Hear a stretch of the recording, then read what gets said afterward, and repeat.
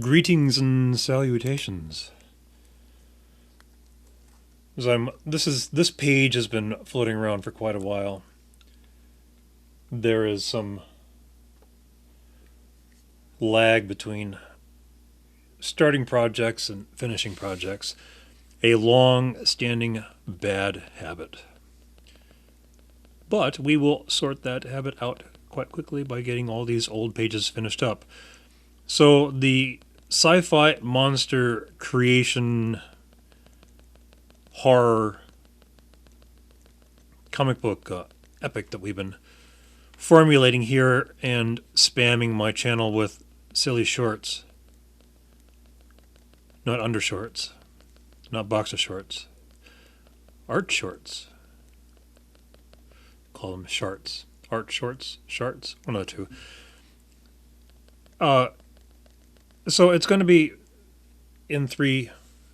The initial project expansion will be into three separate stories. They'll be all related. Not specifically directly. Not serialized. But it will take place in a similar universe with similar circumstances.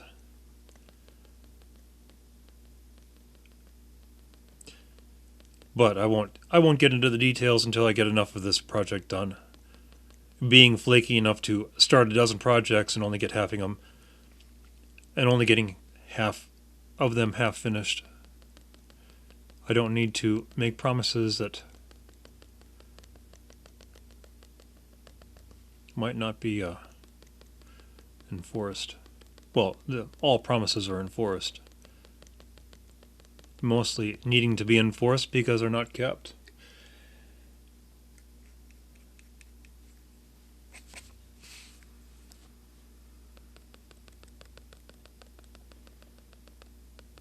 So as I have this ramble, because I'm a grumpy, sour old Gen Xer, struggling to make up for lost potential here. Make that as you will. I'm going to follow through with a previous video about the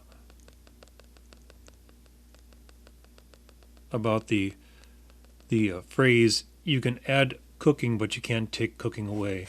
You can add ink but you can't take ink away. And this statement caused me to ramble on about CGI Barf, my favorite villain, and necessary discipline. So, in clarifying the concept of discipline when it is lacking in computer-generated design, it's not to say that there isn't discipline with programming. I'm not a programmer.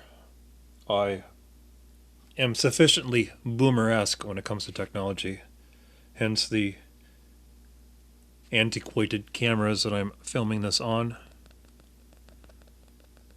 and my 10-year-plus old Mac computers. It's to illustrate specifically that the discipline comes in planning large projects. So there's initial outlays. You buy the digital graphics licenses, the software. You upgrade periodically your hardware. But the infrastructure's all there. So all you have to do is design what you're going to produce and produce it.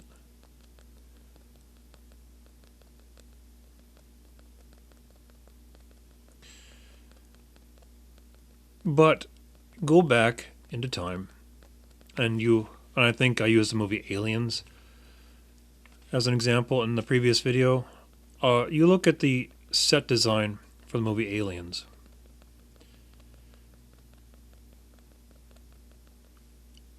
There is an awful lot of man hours,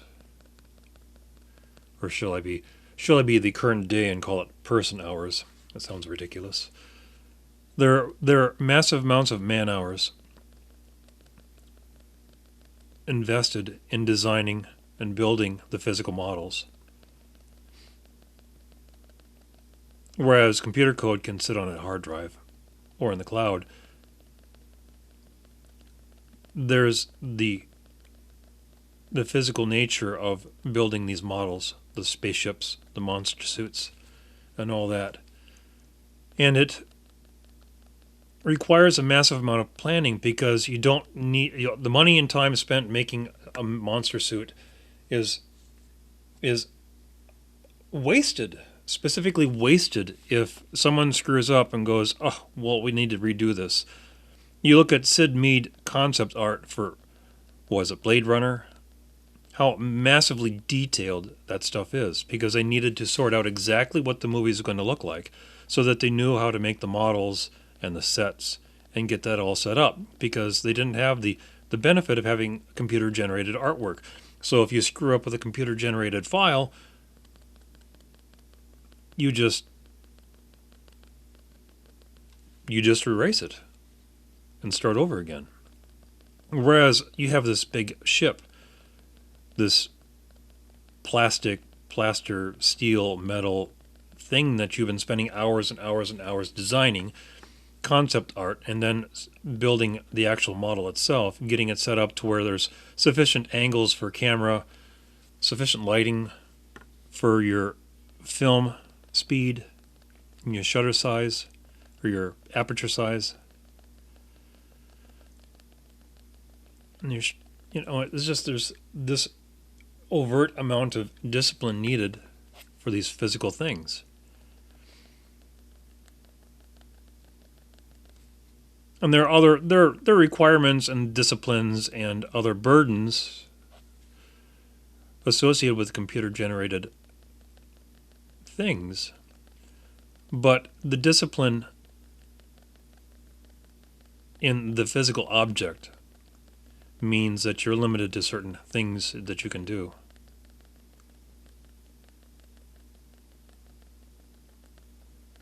And somehow the limitations kind of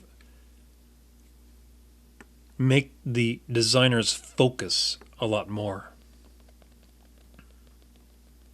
And I think it's the limitations of the art form itself which helps make the spaceships in these science fiction movies look more realistic. Obviously, you can tell a man in a suit.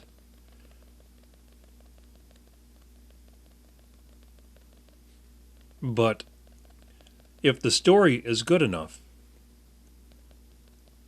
and the action is good enough, the suspension of disbelief, you will stop seeing that it's just a man in a suit and extend some level of reality to the character.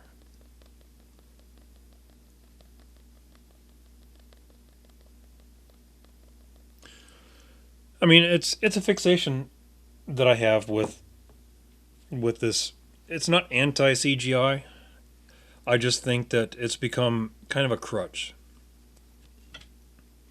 It's like comic books. Like you look at this right here, the comic books. What do you see on the shelves? Relatively mediocre line work from people who could probably more than likely do much, much better. And 90% of the ooh and the ah and the huzzah of a comic book is in the digital color. And that's exactly what it is. It's all digital.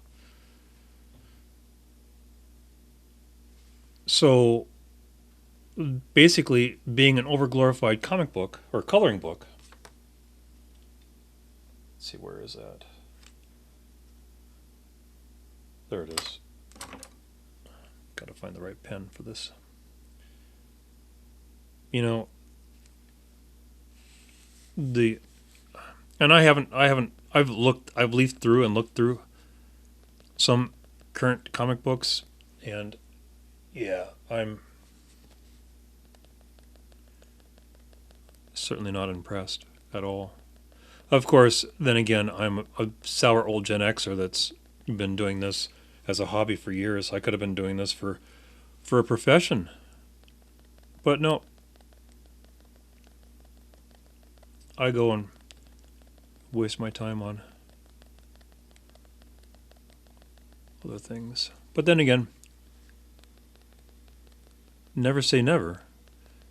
And the party's not over until everyone's down.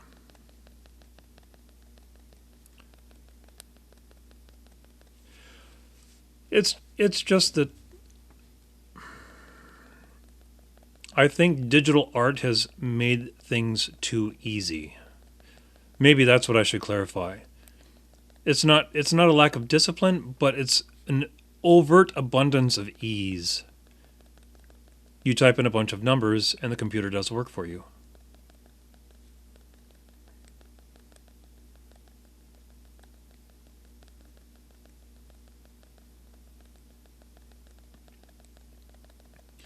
I mean, take it in.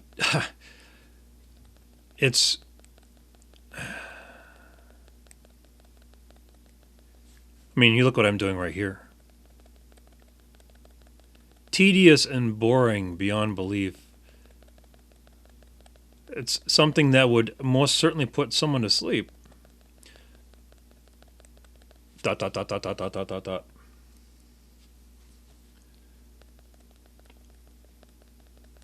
But it's this is a means to an end. There's a certain end product I want. And I've spent a lot of time trying to figure out a way of making this easier. But it's always at the expense of the end product that I want to create. You know, there's only so many hours in a person's life, and every hour spent is an hour you don't get back. So I want to produce the best I possibly can. And there is a litany of projects that are backlogged beyond belief. I have half a dozen novels that are waiting for me to finish. I have stacks of short stories, all waiting for me to finish them. But again, there's only so much time in the day, and I can dash this stuff off. That wouldn't be a problem. But I don't want to have to go back and say, geez, I should have made that, and I should have drawn this way instead of that way. Life is short, and it gets shorter every day. And I want to make sure that this can be the best it possibly can be.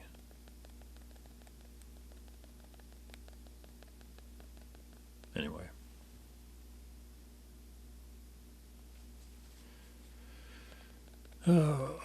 So that's I guess it has nothing to do with the previous video. Maybe it does.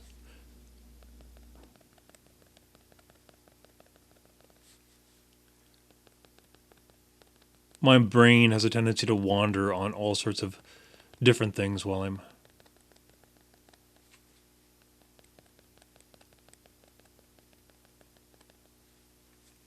drawing. So, anyway, enough of that ramble. Thank you for watching.